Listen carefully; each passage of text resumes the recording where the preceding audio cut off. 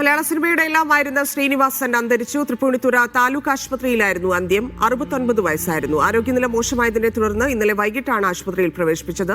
200-ലധികം ചിത്രങ്ങളിൽ അദ്ദേഹം അഭിനയിച്ചിട്ടുണ്ട്. സന്ദേശം, തലയണമന്ത്രം, ഗാന്ധിനഗർ സെക്കൻഡ് സ്ട്രീറ്റ്, സന്മനസ്സുള്ളവർക്ക് സമാധാനം, അഴകിയ രാവണൻ തുടങ്ങി മലയാളികൾക്ക് പ്രിയപ്പെട്ട ഒരുപാട് ചിത്രങ്ങൾക്ക് അദ്ദേഹം തിരക്കഥ എഴുതി. ദേശീയ സംസ്ഥാന തലത്തിൽ നിരവധി പുരസ്കാരങ്ങൾ നേടി. എറണാകുളം ടൗൺ ഹാളിൽ ഉച്ചയ്ക്ക് 1 മണിക്ക് പൊതുദർശനം ആരംഭിക്കും.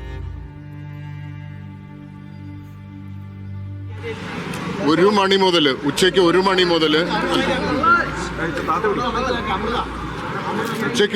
മുതൽ എറണാകുളത്ത് ടൗൺ ഹാളിൽ പൊതുദർശനത്തിന് വയ്ക്കാനാണ് ഇപ്പോഴത്തെ തീരുമാനം.